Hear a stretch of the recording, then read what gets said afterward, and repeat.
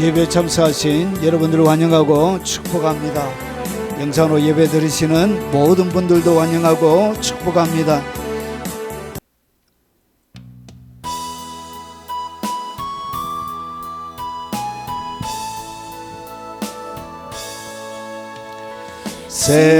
생명수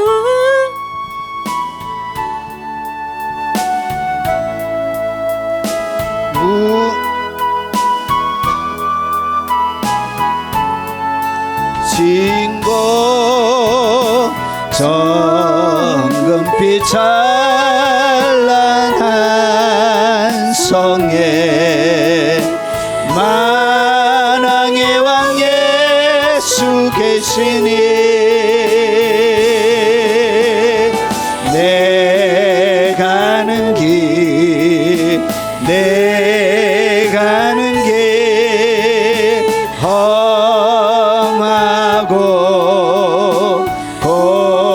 고뇌도 나는 꽃가네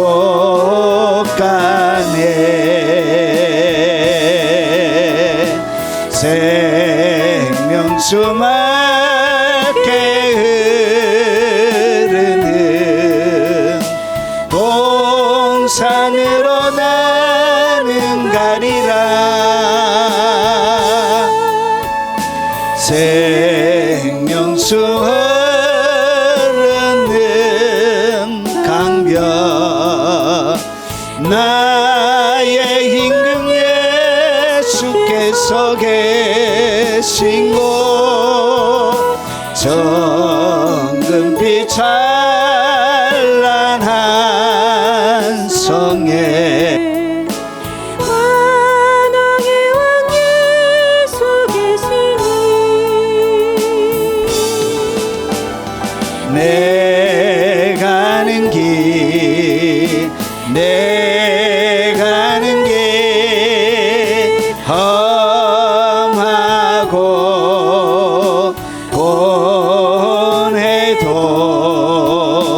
나는 꽃 같네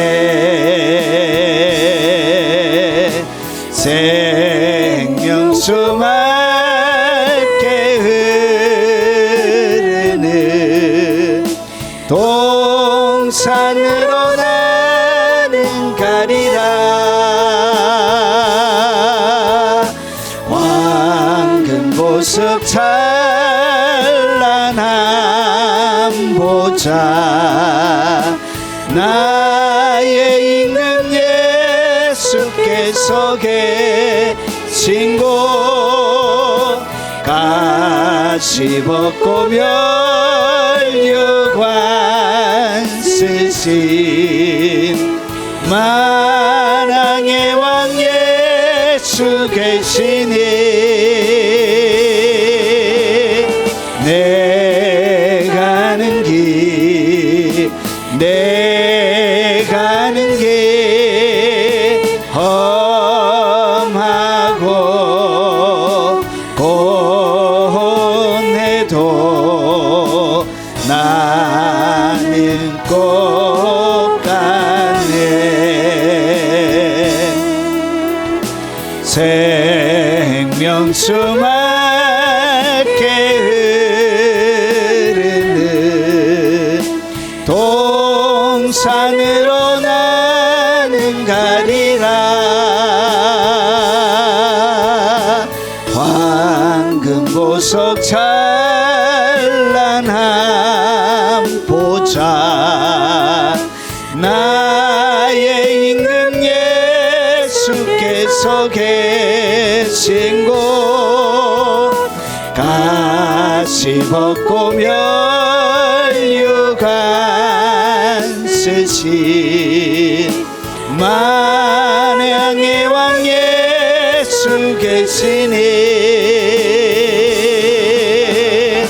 내 가는 길 내 가는 길 험하고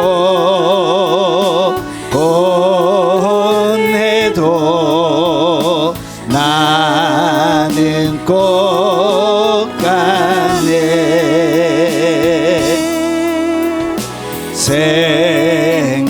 수맑게 흐르는 동산으로 나는 가리라. 생명 열매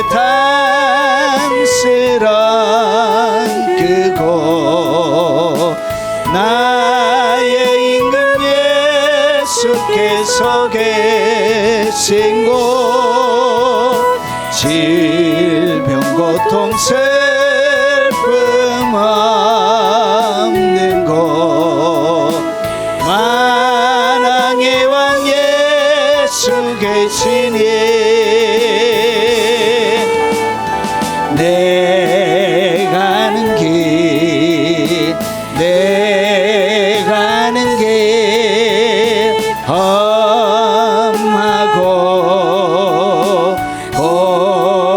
고뇌도 나는 꼭 가네.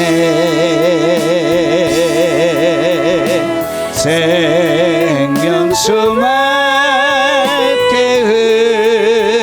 흐르는 동산으로 너도 가야지. 생명 열매 담스런 그곳 나의 임금 예수께서 계신 곳 질병 고통 슬픔 없는 곳 만왕의 왕 예수 계시니 내 가는 길 내 가는 길 험하고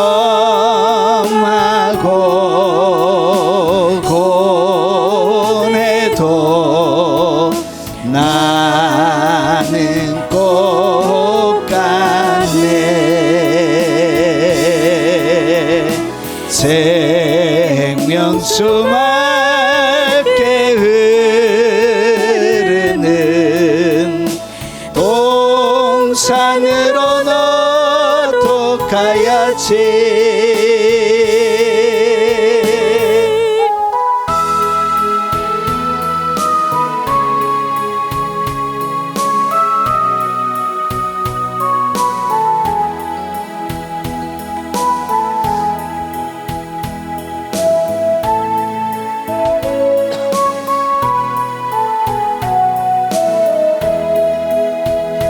빛이 없어도 환하게 다가오시는 주 예수 나의 당신이여.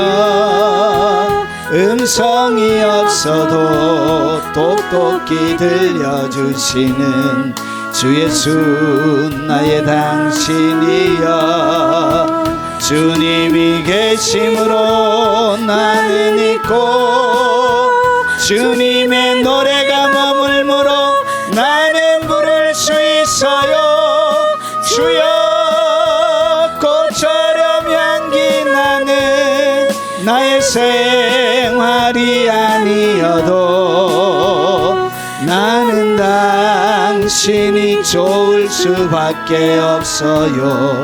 주 예수 나의 당신이여. 빛이 없어도 환하게 다가오시는 주 예수 나의 당신이여. 음성이 없어도 똑똑히 들려주시는 주 예수 나의 당신이여. 주님이 계심으로 나는 있고 주님의 노래가 머물므로 나는 부를 수 있어요. 주여 꽃처럼 향기 나는 나의 생활이 아니어도 나는 당신이 좋을 수밖에 없어요. 주 예수 나의 당신이여. 나는 없어도 주님이 곁에 계시면 나는 언제나 있습니다. 나는 있어도 주님이 곁에 없으면 나는 언제나 없습니다. 주님이 계심으로 나는 있고 주님의 노래가 머물므로 나는 부를 수 있어요. 주여 꽃처럼 향기 나는 나의 생활이 아니어도 나는 당신이 좋을 수밖에 없어요. 주 예수 나의 당신이여. 나는 없어도 주님이 곁에 계시면 나는 언제나 있습니다. 나는 있어도 주님이 곁에 없으면 나는 언제나 없습니다. 주님이 계심으로 나는 있고 주님의 노래가 머물므로 나는 부를 수 있어요. 주여 꽃처럼 향기 나는 나의 생활이 아니어도 나는 당신이 좋을 수밖에 없어요. 주 예수 나의 당신이여.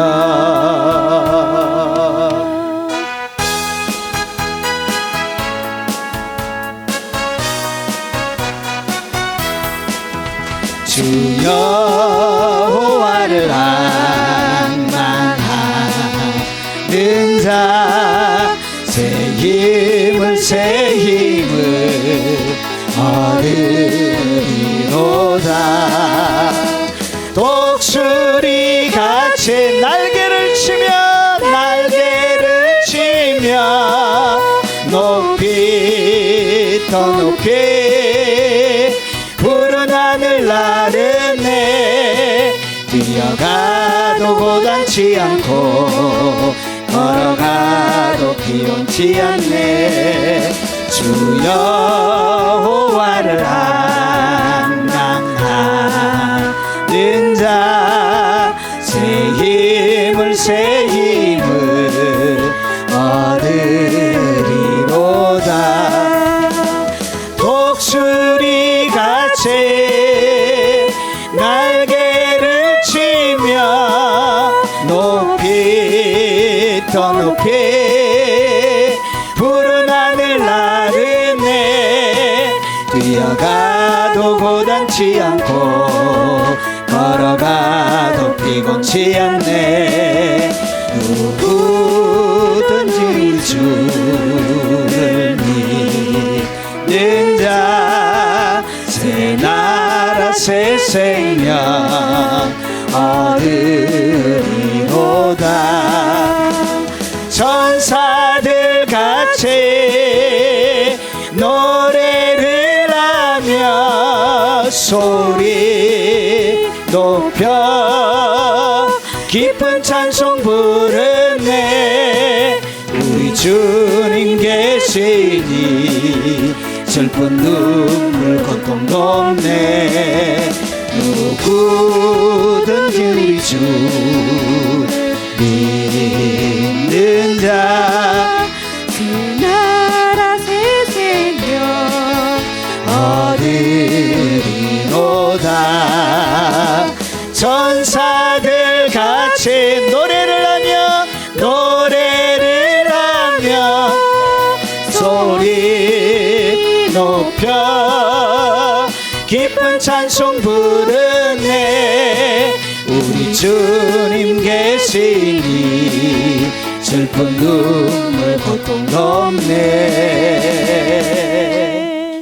자, 하나님의 말씀을 살펴보도록 하겠습니다. 하나님의 말씀의 제목은 기도응답을 가속화시키는 특별한 요소가 성경에는 기록이 되어져 있습니다. 이런 요소가 들어가게 되면 기도 응답이 가속화가 되어져요.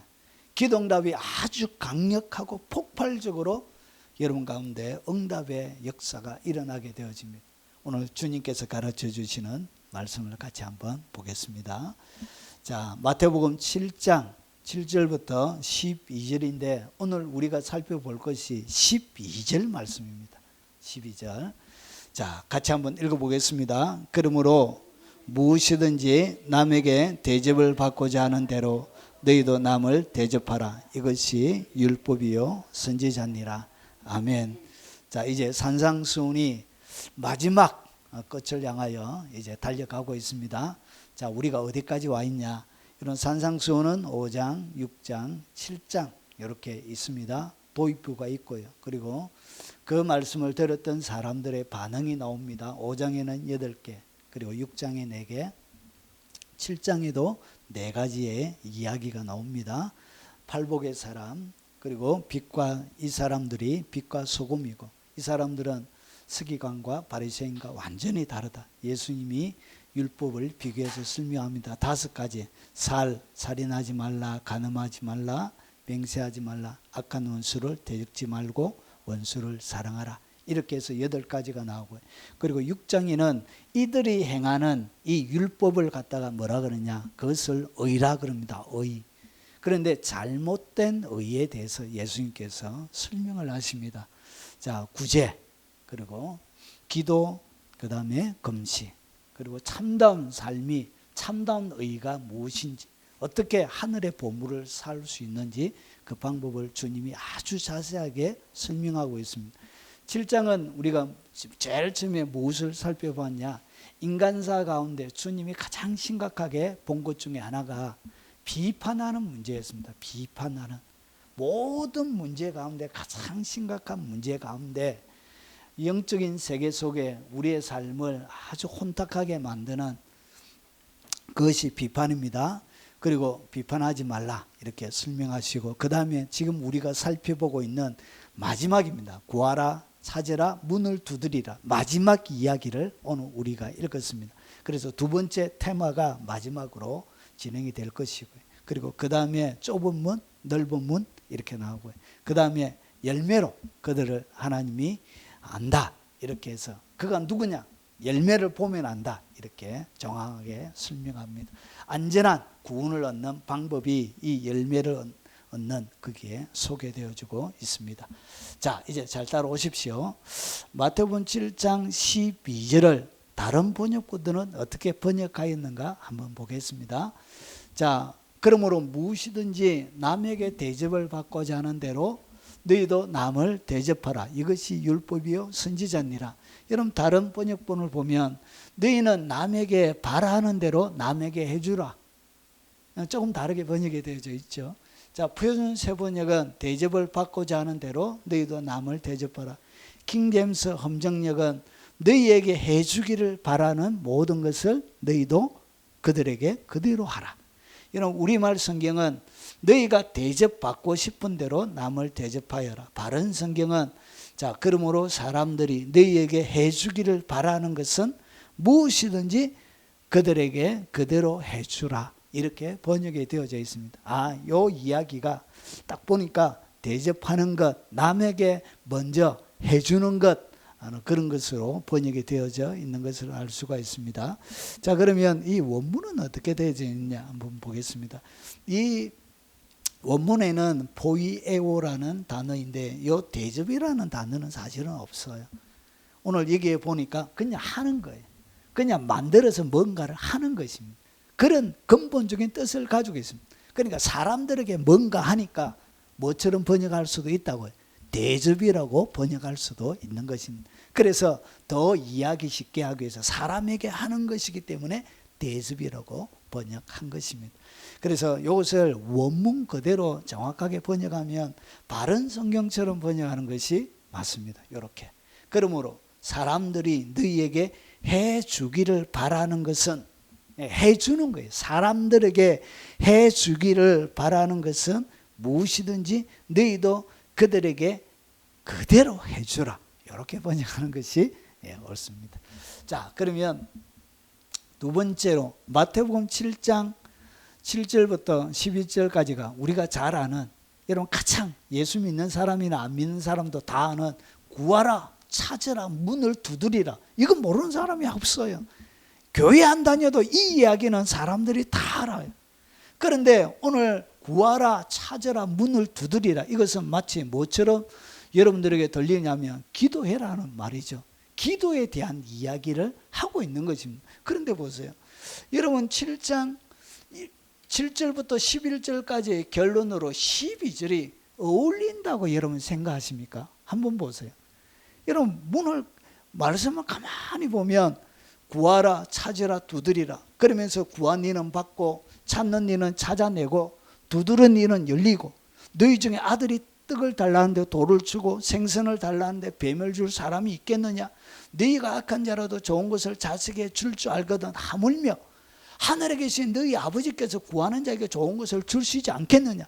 이렇게 하면서 뭐라고 어떻게 결론을 내느냐? 그래서 구해라 이렇게, 그리고 찾아라, 그리고 간절하게 두드리라, 이렇게 마무리를 해야 이것이 근본적인 문맥에서 이것이 맞는 것입니다. 그래서 어떻게 하냐? 간절하게 기도해라. 간절하게. 그리고 포기하지 말고 기도하라. 이렇게 마무리를 해야 되는 것이 우리가 상식적으로 생각할 때는 옳은 것 같습니다. 그런데 예수님의 이 기도응답, 기도에 대하여 결론을 내리면서 여러분 보십시오. 그러므로라는 얘기는 7절부터 11절까지를 이야기를 쫙 하고 나서 그러므로 이렇게 이야기하면서 결론을 내는 거예요. 그러니까 앞에는 무엇에 대한 이야기죠. 기도에 대한 이야기를 하면서 그러므로, 그러면 이 그러므로 이것도 무엇에 대한 이야기라고? 기도에 대한 이야기라는 거죠. 기도 응답에 대한. 그러면서 어떻게 폭발적인, 내가 구하고 찾고 두드릴 때 이것이 폭발적인 응답이 일어나는지를 주님이 그러므로 하면서 이렇게 설명하는 거예요. 무엇이든지 남에게 대접을 받고자 하는 대로.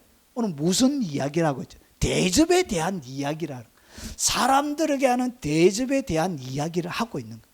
여러분 수많은 기도응답은 하나님이 초자연적인 기적을 통하여 해 주시는 것보다 누구를 통하여 많이 오냐?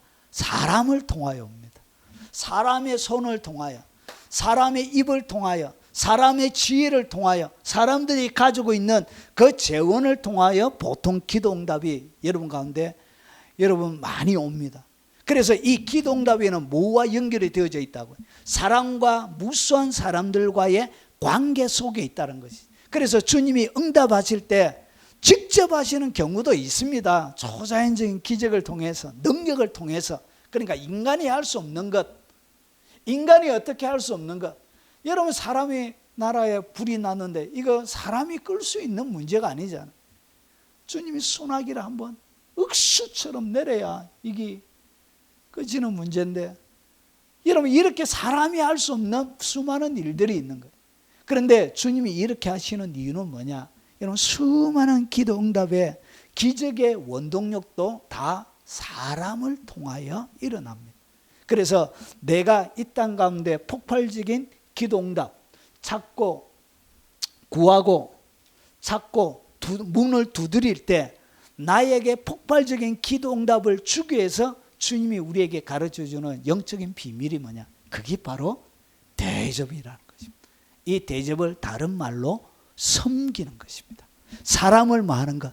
사람을 잘 섬기는 이것이 뭐냐? 내가 찾을 때, 구할 때 응답받고, 찾을 때 찾게 되어지고, 문을 두드릴 때 열리는 일이 일어나게 된다는 거예요. 그래서 최고의 기도 응답을 가속화시키는 최고의 하늘의 비법이 뭐냐? 그게 바로 사람을 이 땅 가운데 잘 섬기는 것입니다. 이것이 바로 대접이라는 것입니다. 그래서 주님이 결론적으로 이 이야기를 하는 것이 뭐라고요? 이것이 맞는 말이란 것이, 이것이 옳은 것이란 것. 결론으로서 이것보다 더 나은 결론은 없다는 것이, 이게 최고의 결론이란 것이. 그래서 주님은 신의 한 수를 가지고 있는 거예요. 사람의 한 수가 아니라 신의 한 수로 우리에게 응답을 해주는. 그래서 이것이 결론으로 아주 탁월한 주님만이 결론을 낼 수 있는 최고의 결론이란 것이. 그래서 이것이 뭐냐? 이것이 모든 율법이고, 그러니까 율법이 가르치는 모든 내용이 뭐라? 그게 바로 대접과 섬기는 것이란 것이. 이것이 뭐냐? 선지자들이 가르쳤던 모든 내용이란 것이죠. 이것을 통해서 뭐가 일어난다? 폭발적인 기도응답. 그러니까 이것이 기도응답을 가속화시키는 특별한 요소가 되는 것입니다. 자, 그러면 한 발자국 더 12절 속으로 한번 들어가 보겠습니다. 여러분, 12절에는 몇 가지의 숨겨져 있는 영적인 원리들이 있습니다. 오늘 주님께서 이렇게 이야기하면서 여기에게는 그 시대의 사람들의 마음속에 있는, 감춰져 있는, 은밀하게 숨겨져 있는 아주 비밀스러운, 좀 악의 영역에 소속되어져 있는 부분들을 주님이 아주 절묘하게 다루고 있습니다. 자, 한번 보겠습니다. 마태복음 7장 12절을 통하여 보여주는 사람의 본성이 무엇인지를 오늘 12절이 설명하고 있습니다. 오늘 이 12절이 결국 뭐냐? 기도 응답을 방해하는 요소까지 같이 담고 있습니다. 예수님은 너무나 절묘하세요. 자, 그러면 한번 보겠습니다. 그러므로 무엇이든지 남에게 대접을 받고자 하는 대로, 이 얘기는 뭐냐? 사람들은, 타락한 인간의 본성은 섬김과 대접을 받고자 한다는 거지. 그 시대의 모든 사람들은 뭐 하기를 원했다고요? 섬김을 받기를 원했고 대접받기를 원했습니다. 여러분, 많은 사람들은 그렇게, 수많은 사람들은 이 인간의 본성, 타락한 인간의 본성은 섬김과 대접받는 것을 즐겨하고 이런 것을 좋아합니다. 여러분, 새롭게 성령을 통하여 변화되어져 있는 마음속에는 섬김 받는 것을 불편해합니다. 자, 그래서 한번 보십시오. 마태복음 20장 28절을 보면, 인자가 온 것은 섬김을 받으려 함이 아니라 도리어 섬기려 하고 자기 목숨을 많은 사람들의 대속물로 주려 함이니라. 예수님이 왜 오셨느냐? 섬기려고 오셨다는 것이. 여러분, 예수님의 기도응답이 여러분 어떤 사람보다 탁월한 이유는 예수님의 삶 전체가 섬김으로 만들어져 있기 때문에 그런 거예요. 그래서 그 예수님의 기도는 강력한 기도가 되는 거예요. 불의 기도가 되는 거예요. 여러분, 그의 삶 전체가 오늘 섬기려 오셨기 때문에 여러분, 구하고 찾고 두드릴 때 강력한 응답의 가속화가 일어나게 되는 것입니다. 이런 마태복음 9장 35절에도 예수께서 앉아서 12 제자를 불러 이르시되, 누구든지 첫째가 되고자 하면 무사람의 끝이 되며 무사람을 섬기는 자가 되어야 하리라 하시고, 결국 높아지는 것은 누가 높아지냐? 여러분, 첫사람이 되고 싶은 이 사람은 어떻게 되어지느냐? 섬기는 자가 되어져야 영의 세계 속에는 그 사람이 가장 첫째가 되어지고 큰 사람이 되는 것입니다. 영권을 가지게 된다는 얘기예요. 영적인 권세를 휘두를 수 있게 된다는 거예요. 그리고 영적인 세계 속에 그의 구하는 말, 그가 찾는 말, 문을 두드리는 이런 행동들이 영적인 세계 속에도 파급력과 영향력을 행사하게 된다는 것이죠. 누가복음 22장 27절에 앉아서 먹는 자가 크냐, 숨기는 자가 크냐, 앉아서 먹는 자가 아니냐. 그러나 나는 숨기는 자로 너희 중에 있느니라. 모든 사람들은 뭘 가지고 있냐? 섬김을 받으려고 하는 거예요. 여러분, 그 시대에 누가, 서기관과 바리새인들이 이렇게 살았던 거예요. 대접받기를 원하고 섬김받기를 원하고, 그리고 금식할 때도 이런 막 흉악하게 막 붙이고, 나 금식하고 있다고, 기도할 때도 막 어귀에 서가지고 사람들이 다니는 그 큰 거리에서 막 하고, 여러분 구제할 때도 사람들이 보이도록 나 이거 한다 이렇게 뭐 하기를 원했다고. 자기 하는 모든 것들을 통해서 섬김과 대접받기를 원했다는 것이죠. 이것이 뭐냐? 그 시대에 살아가는 유대인들의 보편적인 마음들 속에 있었던 마음들입니다. 그래서 그들의 마음속에는 뭐가 없냐? 섬김의 DNA가 없어요. 섬기려고 하는 DNA가 그들 속에는 없는 사람들이, 그런 사람들에게 예수님이 대접받고자 하는 대로 너희도 남을 대접하라는 얘기는 엄청 도발적인 말이에요. 엄청나게 그들에게 머리에 여러분 망치를 하나 얻어맞은 것처럼 띵한 말씀이란 것이죠. 그들이 받아들이기에 쉬운 말씀이 아니란 거예요. 그래서 이것은 아주 도전적인 거예요. 천국이 그의 삶들 가운데 폭군처럼 침노에 들어오는 것처럼 무시무시한 그런 느낌의 엄청난 말이란 것이죠. 자, 그래서 타락한 인간의 본성은 섬김과 대접을 받고자 하는 거예요. 그리고 두 번째, 여기에 보면 또 뭐가 숨겨져 있냐? 여러분, 자기의 유익을 구한다는 거예요. 사람은 뭘 구한다고? 자기의 유익을 구합니다. 오늘 무엇이든지 남에게 대접받고자 하는 대로 자기가 남에게 뭘 한다고요? 사람의 마음속에 대접을 받고 싶어 한다는 이야기는 자기의 유익을 구한다는 거예요. 모든 삶의 선택과 결정에 뭐가 들어가냐? 자기의 유익이 들어간다는 거예요. 자, 예수께서 불러다가 이르시되 이방인의 직분자들이 그들을 임의로 주관하고 그 고관들이 그들에게 권세를 부리는 줄을 너희가 알거니와. 여러분, 이방의 직분자들과 고관들은 뭐하냐?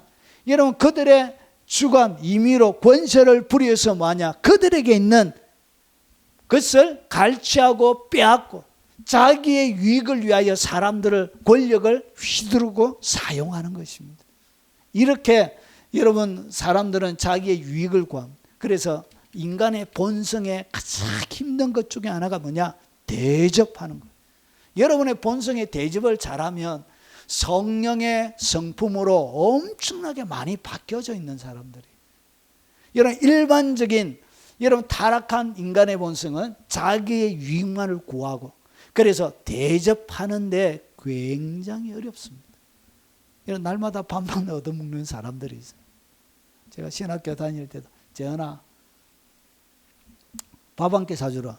예, 알겠습니다. 밥 물어 가시다.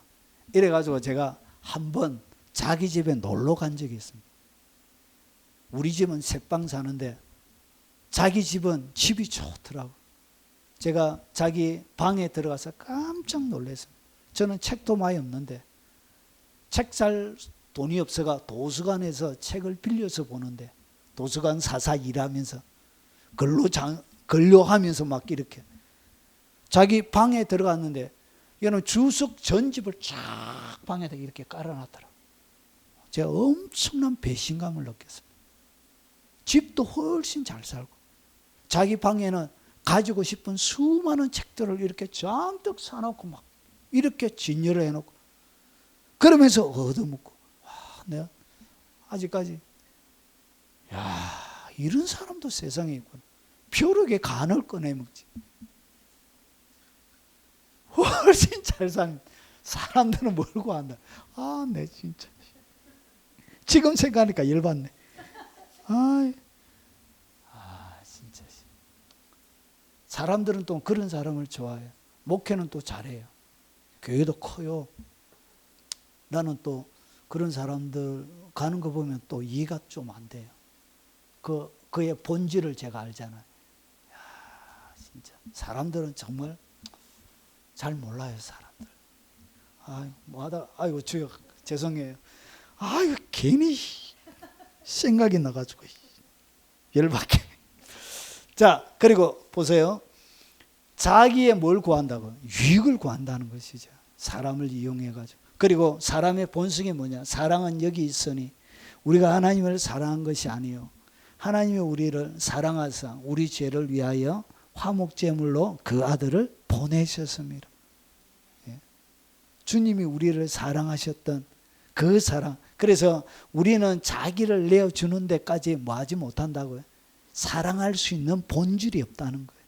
타락한 우리의 인생에는 여러분 때묻지 않는 순수한 마음을 가지고 그 사람을 향한 지고지순한 이런 사랑은 없다는 것이죠. 오직 자기의 유익만 있다는 거예요. 대접받고자 하는 거예요. 그리고 고린도전서 13장 5절에 무례히 행하지 아니하며 자기의 유익을 구하지 아니하며 13장이 무슨 장이죠? 사랑장이죠. 사랑에 대하여 설명하면서 자기의 유익을 구하지 아니하며 자기의 유익을 구하지 않는 것이 뭐냐? 그게 사랑이란 것이죠. 그런데 사람은 어떻게 하냐? 자기의 유익을 구하는 거예요. 그래서 예수님께서 이 말씀을 하시면서 왜 너희들이 기도응답, 하나님과의 친밀한 깊은 관계를 누리지 못하느냐? 끊임없이 자기의 유익만을 구하는 타락한 본성을 가지고 있기 때문에 하늘이 안 열린다고, 그리고 문을 두드려도 그 문이 굳게 닫혀 있다고 주님이 알려주고 있는 것입니다. 그들의 문제가 뭐라고요? 이 자기의 유익을 구하는, 대접하지 않는, 욕심으로 가득 들어차 있는 이 인간의 타락한 본성이 문제라는 것이죠. 자, 그리고 세 번째, 여러분 자신의 욕망을 채우기 위해 정의와 공의를 짓밟고 불의를 행하는 거예요. 여러분 남에게 대접을 받고자 하면, 여러분 사람이 선하고 좋은 마음으로 대접하면 괜찮은데, 원래 대접은 그렇게 해야 되잖아요. 선하고 좋은 마음으로. 그것이 아니라 어떤 집에 들어가가지고 빨리 라면 끼리 내라, 배고프다 라면 끼리라, 이렇게 강압적으로 막 밥 차리라 막 이렇게 강압적으로 해가지고 뭐하죠? 여러분 오늘 여기에는 그런 의미들을 가지고 있는 거예요. 여러분 그 시대에 하나님의 사람들이라고 불렸던 유대인들이 그렇게 살았던 거예요. 여러분 얼마나 타락했느냐. 이런 마태복음 21장에 보면 그들의 타락의 정도를 주님이 설명하는데, 예수께서 성전에 들어가서, 어디에 들어가셨냐? 성전에 들어간 거예요. 가장 거룩한 곳, 가장 공의와 정의와 사랑에 충만한 곳, 그리고 이 땅 가운데 하늘나라가 어떤 것인지 볼 수 있는, 이 지상에 내려와 있는 축소판 하늘나라, 그 성전에서 보십시오. 성전 안에 매매하는 모든 사람들을 내쫓으십시오. 성전 안에 뭐가 있었다고? 하나님의 나라가 아니고 그 성전 안에 매매하고 시장이 되어진 거예요. 그러면서 보세요. 돈 바꾸는 사람들이, 여러분 다른 돈은 못, 여러분 렛돈만 내도, 렛돈, 유대인들이 사용하는 이 렛돈 외에 로마의 동전은 안 돼요. 렛돈만 성전에 드릴 수 있습니다. 그래서 이 렛돈을 바꿀 때 어떻게 하냐? 환율 차이로 이렇게 정직하게 하면 되는데, 여러분 말로 다 할 수 없는 폭리를 취하고 말도 안 되는 금액을 이 렛돈에 붙여가지고 이렇게 환전해 주는 거예요. 그러면서 보세요. 비둘기 파는 사람들의 의자를 둘러 엎으시고, 비둘기도 여러분 과도하게, 그리고 그 시대에 양, 소, 그리고 염소, 이런 것들을 아주 정결하게 흠이 없는 것으로 파는 것이 아니고, 눈티 빠져가지고 눈티 반티 되어져 있는 소, 상처 입은 소, 염소, 다리 쫄룩쫄룩하고 여러분 물건값으로 가치가 없는 예물이 되어줄 수 있는 흠 있는 이런 것들을 가지고 어떻게 했냐? 세냄에 붙여가지고 폭리를 취했던 거예요. 그래서 예수님께서 하시는 얘기가 뭐냐? 그들에게 이르시되 기록된 바 내 집은 기도하는 집인데, 자 너희는 강도의 소굴로 만드는도다 하시네. 그러니까 하나님의 영광의 나라가 어떻게 바뀌어졌냐? 강도의 굴이 되지. 그러니까 하나님의 집이 사람들에게 평안과 안식과 죄사함과 은총을 주는 것이 아니라 자기들의 재산을 빼앗아가는 강도가 되어진 거예요. 여러분 이 시대에 이렇게 특별히 성전에서 여러 가지 허락을 하는 사내들인 공회, 대제사장들, 서기관, 이런 사람들이 어떻게 했냐? 자리를 내어주면서 폭리, 자리값 받고 이렇게 못된 짓을 한 거예요. 그래서 사람을 대접한다. 여러분 이것은 그 시대에 사람들이 들을 때는 엄청난 충격으로 다가가는 거예요. 왜냐? 대접이라는 것을 잘 모르는 시대였던 거예요. 자, 그래서 보십시오. 복 있는 사람은 악인들을 꾀를 따르지 아니하며, 그래서 그들이 어떻게 했냐? 악인들의 꾀를 계속 낸 거예요. 그리고 죄인들의 길을 다닌 거예요. 이스라엘 백성들이 오만한 자들의 자리에 앉아서 어떻게 했냐? 자신의 욕망을 채우기 위해서 정의와 공의를 완전히 짓밟아 버린 거예요. 결국은 하나님의 성전조차 여러분 이렇게 강도의 소굴이 되어졌으면 일반 사회는 여러분 보나마나 여러분 말할 가치도 없는 것이죠. 여러분 그렇게 피폐해져 있고 그렇게 무너진 사회 가운데 예수님께서 육체를 입고 이 땅 가운데 오신 것입니다. 사람들이 이렇게 살아. 악인들의 꾀, 그리고 죄인, 오만한 자, 이런 삶의 방식을 가지고 살았기 때문에 대접하라. 이야, 이거는 받아들이기가 쉽지 않는 아주 무거운 말씀이 되는 거예요. 차라리 안 들었으면 더 좋았을 거예요. 귀를 막 씻어버리고 싶었을 거예요. 로마서 13장 10절에 사랑은 이웃에게 악을 행하지 아니하나니. 사랑이 뭐라고? 이웃에게 악한 일을 하지 않는 그것이 사랑이란 거예요. 그런데 이 사람들은 어떻게 했냐? 이웃들에게 악한 일을 한 거예요. 그래서 뭐가 응답이 안 됐다고. 그들이 구하고 찾고 문을 두드려도 기도 응답이 그들에게 일어나지 않는. 아버지는 여러분 좋은 것, 항상 좋은 것을 주신다고 했는데 그들은 받지 못했던 이유가 뭐냐? 여러분 그 기도 응답 받지 못했던 이유를 7장 12절이 주님이 해설하고 있는, 가르쳐주고 있는. 자, 그래서 보세요. 사랑은 율법의 완성이니라. 이런 폭발적인 기도 응답은 이렇게 일어나는 것입니다. 여러분 속에 뭐가 충만해야 기도 응답이 여러분 가속화되지냐? 사랑으로 가득 들어 잘 때, 그때 하늘의 문이 열리는 것입니다. 자, 정리하면 여러분 오늘 마태복음 7장 12절에는 타락한 인간의 본성, 성김과 대접을 받고자 한다. 그것을 주님이 가르쳐주고 있는. 그리고 사람들은 자기의 유익을 구한다는 것이죠. 그리고 타락한 인간의 본성은 자신의 욕망을 채우기 위해 정의와 공의를 짓밟고 불의를 행한다는 것을 주님이 이 한 절 속에 집어넣어서 여러분 청중들에게 가르쳐주고 있는 것입니다. 자, 그래서 정리하면 기도응답을 제대로 받지 못하는 이유를 오늘 7장 12절이 설명합니다. 이것이 뭐냐? 기도응답을 방해하는 요소예요. 오늘 이런 상태에 있을 때는 뭐가 일어나지 않는다고요? 기도응답이 일어나지 않습니다. 여러분 구해도 여러분 받지 못하고 찾아도 찾을 수 없고 문을 아무리 두드려도 문이 열리지 않습니다.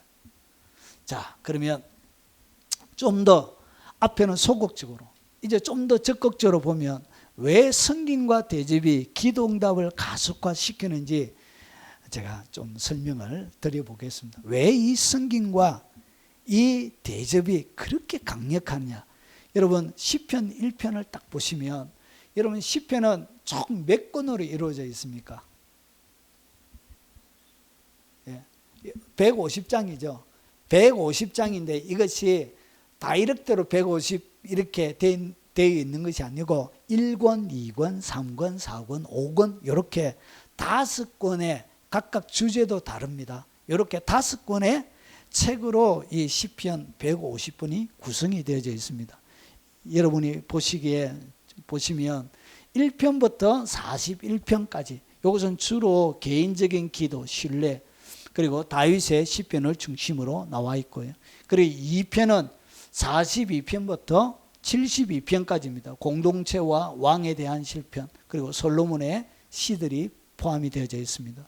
그리고 3권은 73편부터 89편까지 성전과 이스라엘의 역사, 레위인과 관련되어져 있는 고라 자손, 뭐런 아삽 자손 그런 시편들이 있는 것입니다. 그리고 시편 4권은 90편부터 106편까지 모세의 기도, 하나님의 영원하신 다스림 이런 주제로 이야기들이 모여져 있습니다.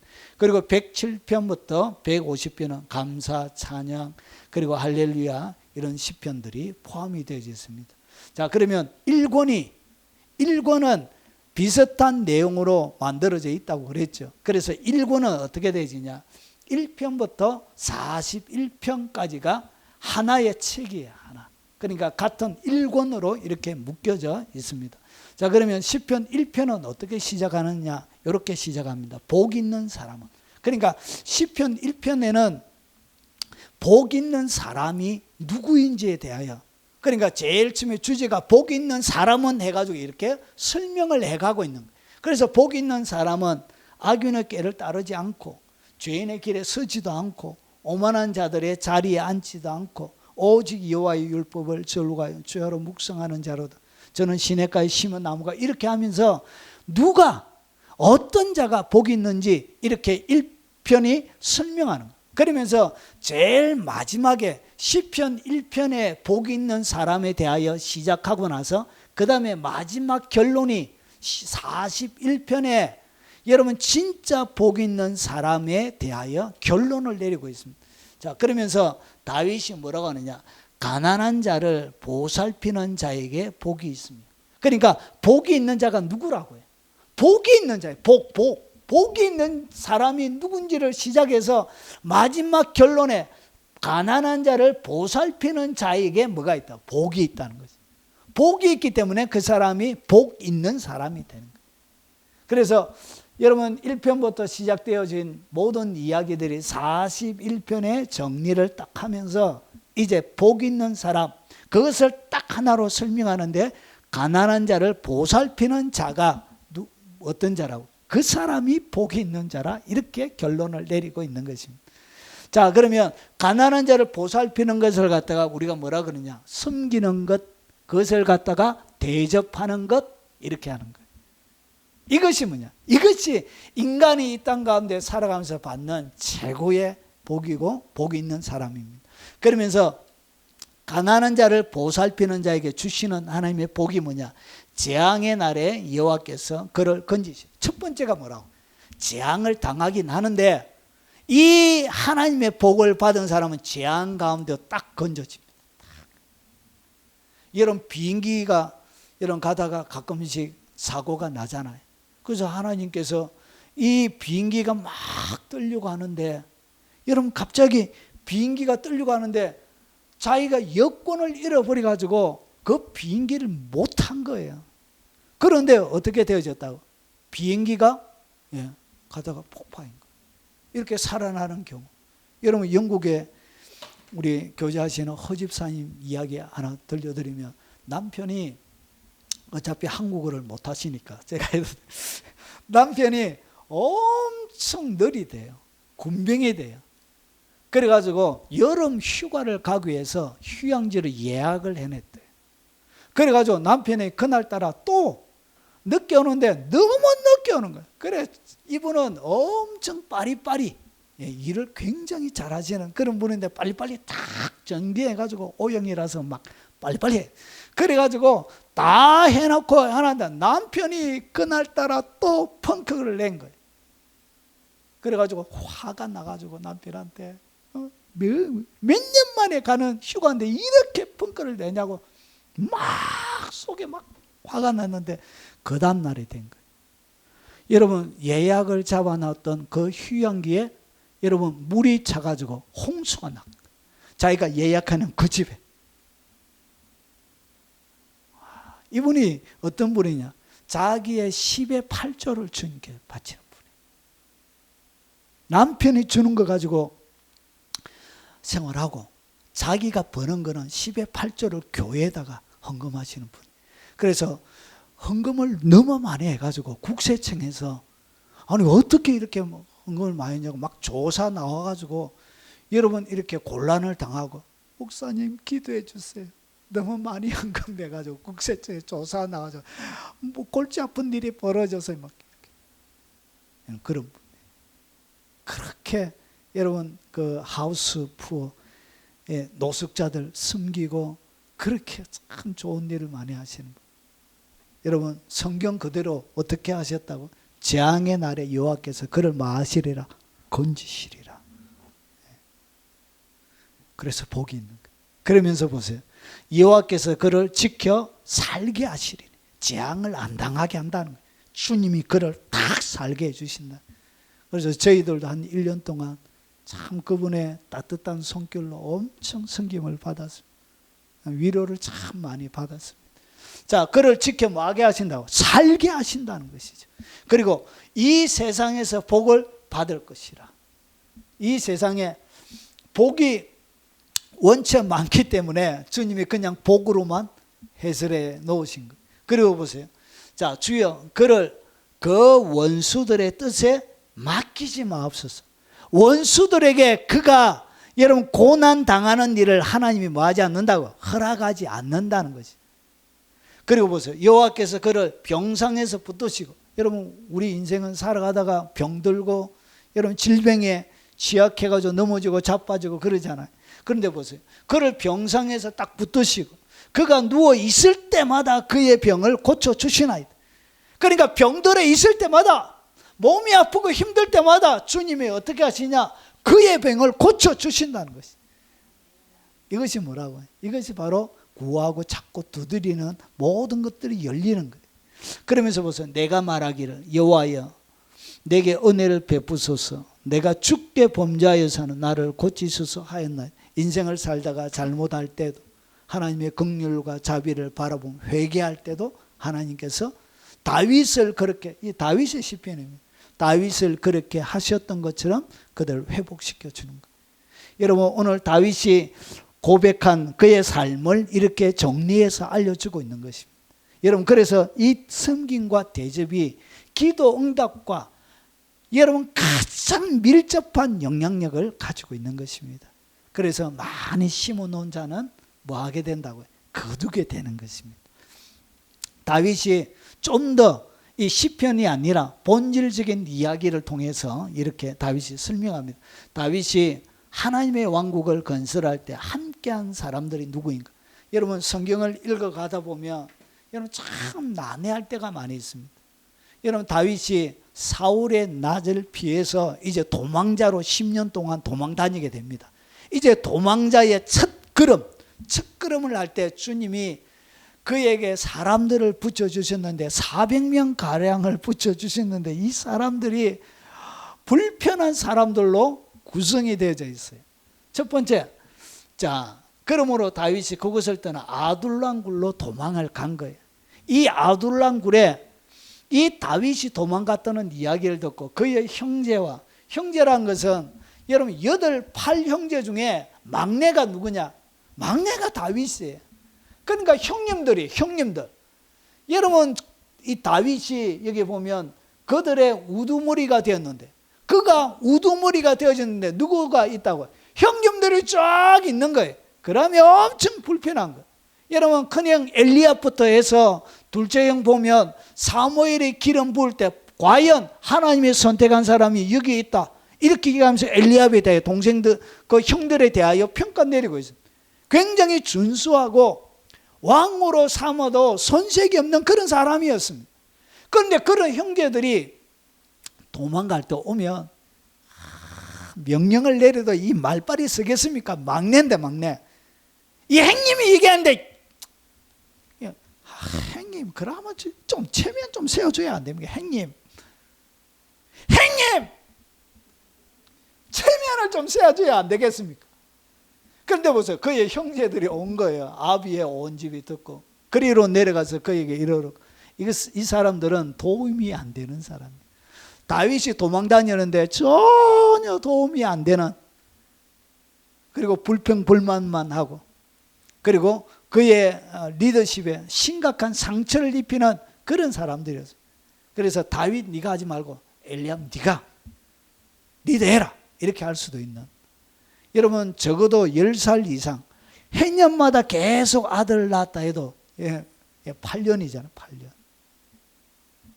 자 그리고 보세요. 환난 당한 모든 자. 여러분 주님이 왕국 다윗의 왕국 하나님의 왕국을 다윗을 통해서 건설하려고 하는데 여러분 첫 번째는 가족이니까 어쩔 수 없다 치도 그 다음에 두 번째는 좀 힘이 있고 도움이 되는 좀 뭔가 하나님의 나라를 건설하고 왕국을 세우는데 도움이 되는 사람을 붙여줘야 되는데 환난당한 모든 자들이 온 거예요. 이야 누가 왔다고?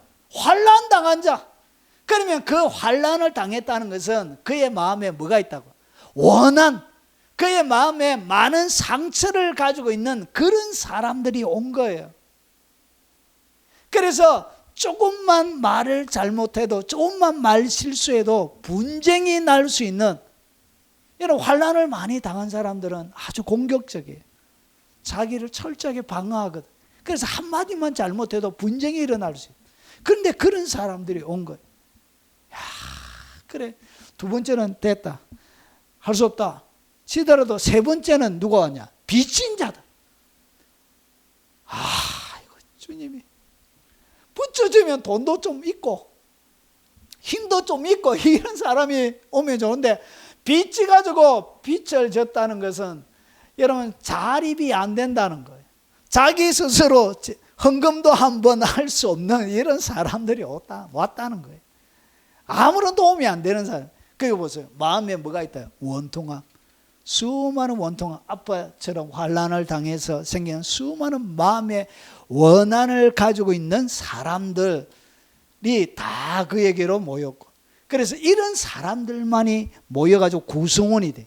이런 사람을 통해서 하나님은 그의 나라를 건설해 가고 완성해 가시는 것입니다. 자, 그는 그들의 우두머리가 되었는데 그와 함께 한 자가 400명 가량이었다. 여러분, 이렇게 눈앞에 있는 사람들을 바라보면서 다윗의 마음이 어땠을까요? 여러분, 유대나라 사막에는 물이 굉장히 귀합니다. 여러분, 하루에 400명이 물 마신다고 생각해 보세요. 1리터만 마셔도 돈이 얼마입니까? 여러분, 물만 마십니까? 여러분, 돈도 없잖아요. 밥도 먹여야죠. 400명은 여러분 하루에 400명 식비만 해도 여러분 얼마입니까? 10,000원 잡으면 그것만 해도 돈이 만만치가 않습니다.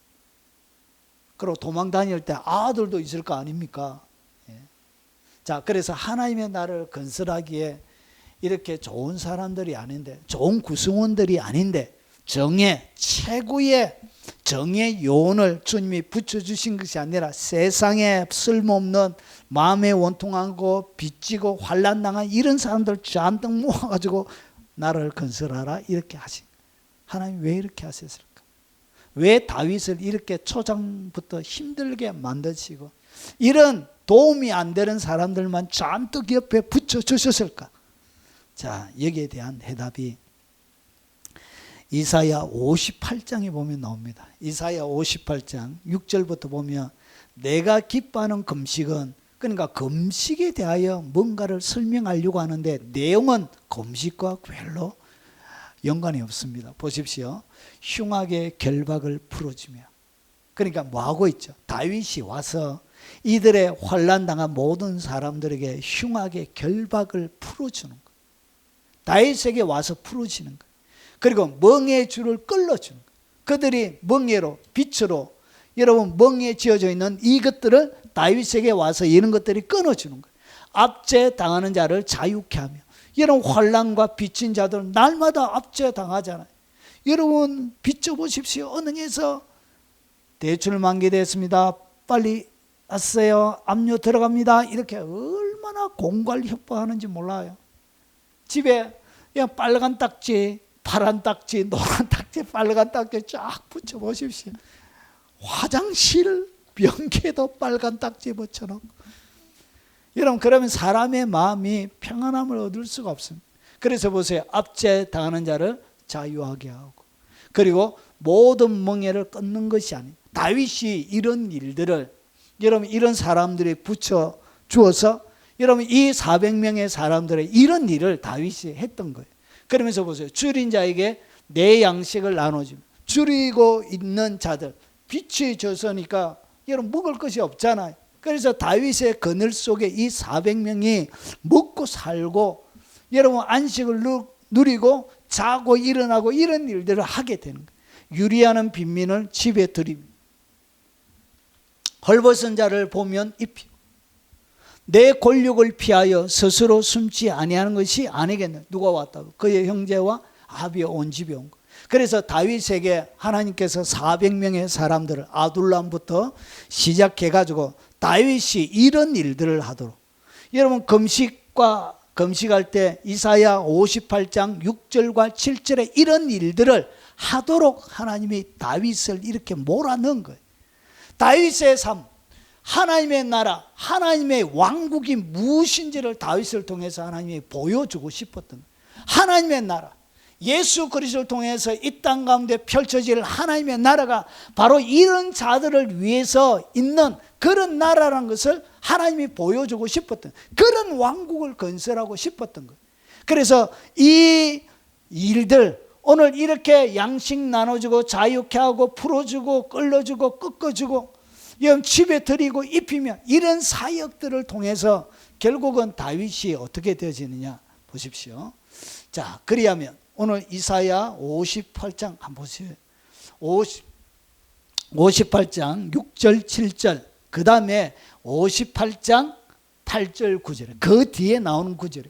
그래서 그리하면 앞에 6절과 7절을 딱 하게 되면 어떤 일이 일어나냐. 내 빛이 새벽같이 비칠 것입니다. 그러니까 다윗을 하나님이 새벽의 빛처럼 만들기 위해서 앞에 사무엘상 22장에 이 네 종류의 사람을 붙여주신 거예요. 새벽에 빛나는 그 빛, 이것이 바로 하나님의 나라고 예수님이 이 땅 가운데 오셔서 하실 그 일들, 모형으로 그 일들을 하기 위해서 다윗에게 뭐가 필요했냐? 빛이 필요했대요. 새벽에 비치는 빛과 같은 이런 어둠을 밝히는 빛이 필요했던 거예요. 그래서 이 사람들이 결국은 그 빛을 만들어내는 공장이 된 거예요. 공장. 이것이 뭐냐? 결국은 이 대접이라는 것이 뭐냐? 내 인생 가운데 빛을 만들어내는 공장이란 것이죠. 이 섬김이 뭐냐? 내 인생 가운데서 새벽의 빛을 만들어내는 공장이 된다는 것이죠. 자, 그러면서 치유가 급속할 것이며 이사야 10편 41편에 여러분 병성에 누워 있을 때마다 하나님이 고쳐주신다. 치유가 급속하게. 그리고 내 공의가 내 앞에 행하고 결국은 이 공의가 그의 앞으로 나가게 되고 여호와의 영광이 내 뒤를 호위하리니 하나님의 영광이 그의 뒤를 여러분 받쳐주고 지켜주는, 결국은 여러분 이 괴롭히려고 붙여주신 것이 아니고 여러분 그를 힘들게 하려고 붙여주신 것이 아니고 환난당한 자, 빚진 자, 마음에 원통한 자, 여러분 그를 아주 지실히 하나님이 못 살게 굴려고 했던 것이 아니라 그에게 뭐가 필요했다고? 하나님의 영광이 그 뒤에 호위하는 이것이 필요했던 거예요. 이것을 만들어내기 위해서 이 사람들이 다윗에게 필요했던 것입니다. 그래서 그의 일생에 여호와의 영광이 뒤에 호위하도록 앞에 네 종류의 사람들이 다윗을 그렇게 만들어준 거예요. 내가 부를 때 나 여호와가 응답하겠고 이렇게 해야 뭐가 일어난다고? 구하라. 그러면 주님이 응답해 주신다는 것이. 내가 부르짖을 때 내가 여기 있다리라. 그래서 폭발적인 기도 응답이 가속하게 되어지는 거예요. 내가 너희 중에 멍에 손가락질과 허망한 말을 제하여 버리고, 그러니까 누구도 다윗을 뭐하지 못하도록, 손가락질 못하도록, 누구도 그를 향하여 다윗을 원망하지 못하도록 하나님이 이렇게 지켜주시는 것입니다. 그래서 새벽빛같이 치유가 급속하게 주기 위해서, 공의가 앞에 행하도록 하기 위해서, 그리고 여호와의 영광이 뒤를 호위하도록 하기 위해서, 그리고 내가 부를 때 주님께서 응답해 주시기 위해서, 그리고 부르짖을 때 내가 여기 있다 주님이 절거히 말하기 위해서, 내가 너희 중에 멍에와 손가락질과 허망한 말을 제하여 버리기 위해서 이 일들이 필요했던 것입니다. 그리고 그 뒤에 10절 12절에 이어서 보면 줄인 자에게 내 심정이 동하며 괴로워하는 자의 심정을 만족하게 하며, 이것이 뭐죠? 이것이 바로 섬김과 대접이 되는 거예요. 사람의 마음을 이렇게. 그러면 내 빛이 흑암 중에서 떠올라 내 어둠이 낮과 같이 될 것이라. 그러니까 내 일생 가운데 어둠이 어떻게 바뀐다고요? 낮과 같이 되는 일이, 여러분 이 섬김과 오늘 여기서 이야기하는 대접을 통하여 일어나는 것입니다. 깜깜한 흑암 중에, 여러분의 인생에 깜깜한 흑암 중에 뭐가 일어나냐? 여러분 낮과 같은 빛이 일어나기 위해서 하나님이 다윗을, 그런 사람들을 붙여주신 거예요.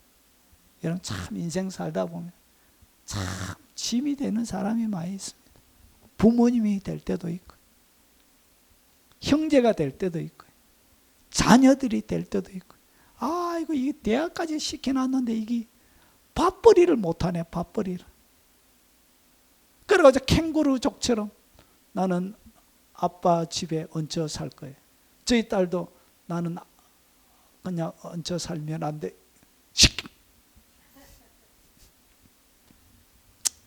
자, 그리고 나 여호와가 너를 항상 인도하여, 하나님이 내 인생을 항상 인도하기 위해서 이 나눔과 섬김이 필요한 것입니다.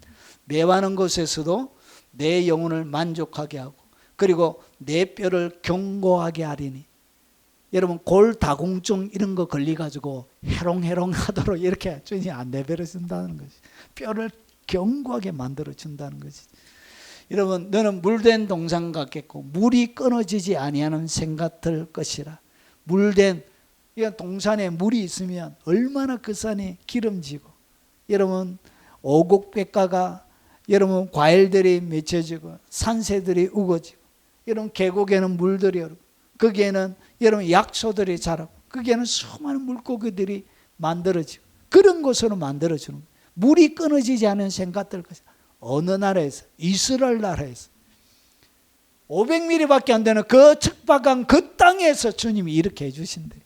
그래서 이 성김과 대접이 내 삶을 이렇게 풍요롭게 만드는 것입니다. 내게서 날 자들이 오래 황폐된 곳을 다시 세울 것입니다. 그래서 다윗이 왕국을 오래 황폐되어져 있는 이 아브라함에게 약속하신 그 약속을 성취하는 그런 사람들로 하나님이 세워주시는 것입니다. 그리고 역대 파괴된 기초를 쌓고 무너진 데를 보수하는 자라 할 것이라.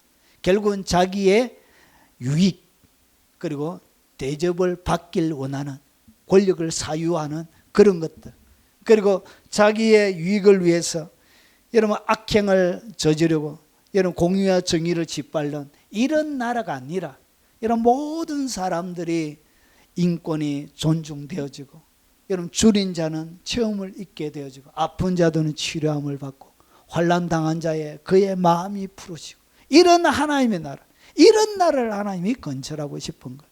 그래서 하나님의 나라의 특징이 뭐냐? 대접하는 나라 그리고 섬기는 나라 그 나라가 바로 하나님의 나라의 특징이란 것이죠.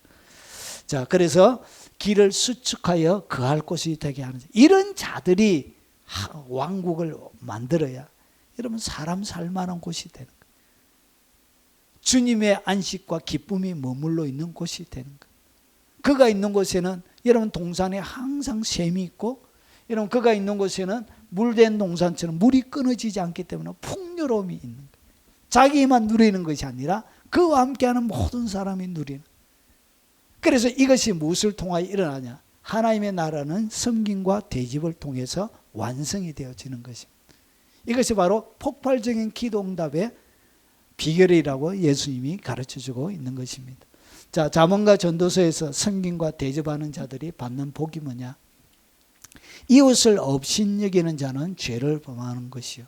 여러분 업신여기는 거 여러분 그거 엄청나게 큰 죄입니다. 절대로 사람을 업신여기면 안 돼.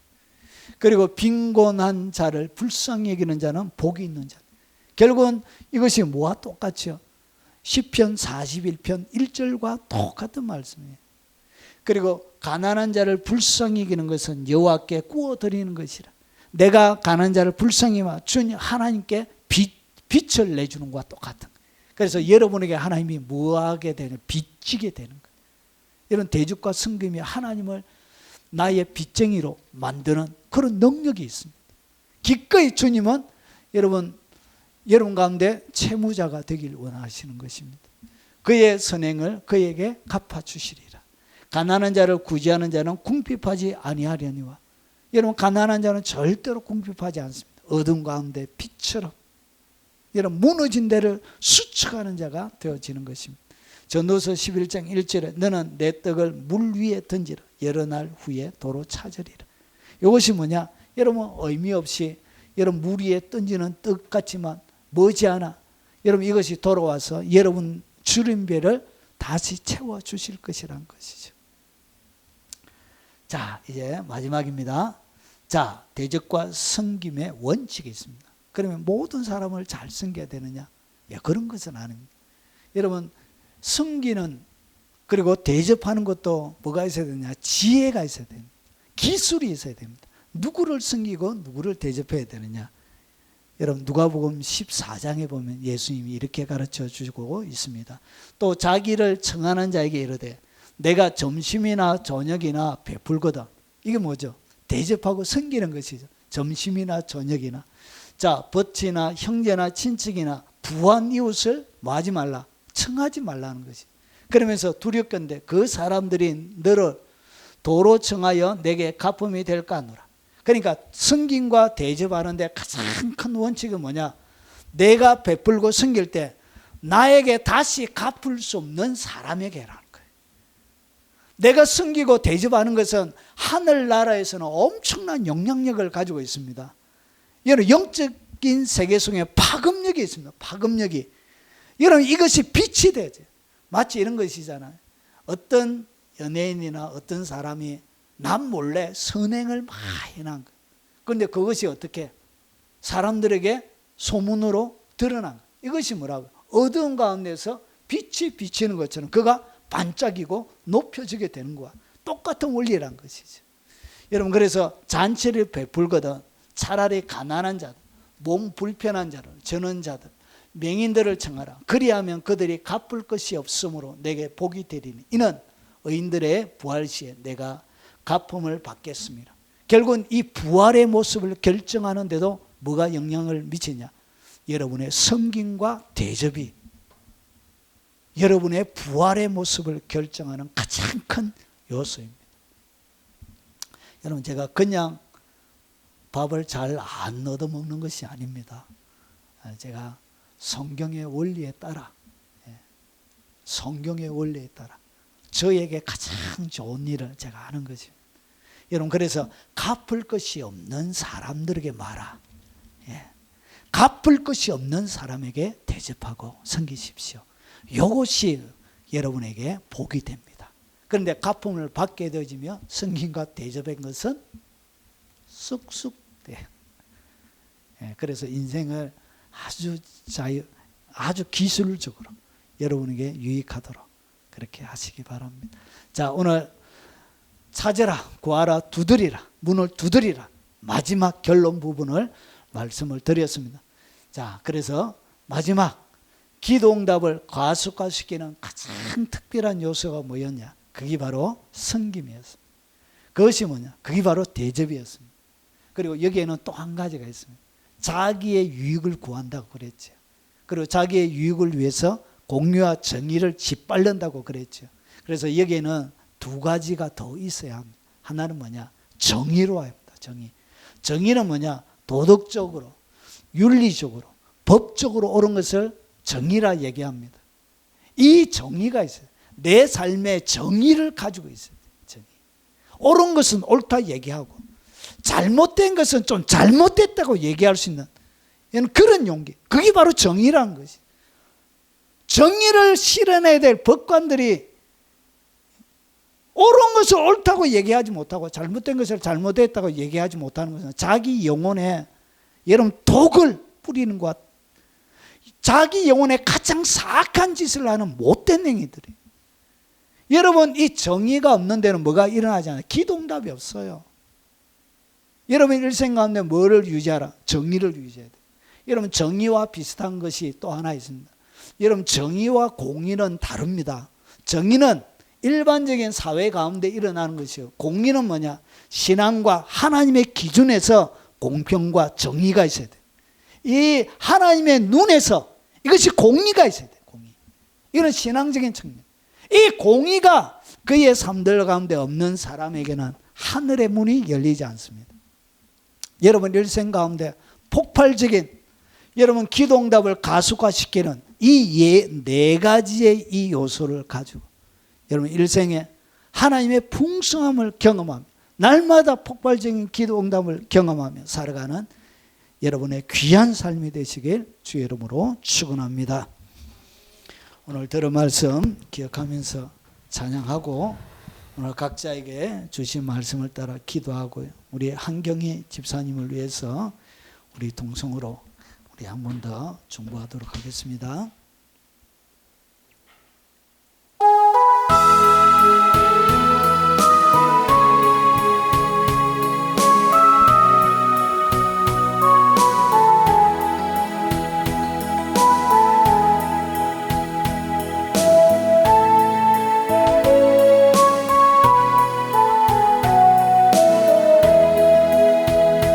빛이 없어도 환하게 다가오시는 주 예수 나의 당신이여 음성이 없어도 똑똑히 들려주시는 주 예수 나의 당신이여 주님이 계심으로 나는 있고 주님의 노래가 머물므로 나는 부를 수 있어요 주여 꽃처럼 향기 나는 나의 생활이 아니어도 나는 당신이 좋을 수밖에 없어요 주 예수 나의 당신이여 나는 없어도 주님이 곁에 계시면 나는 언제나 있습니다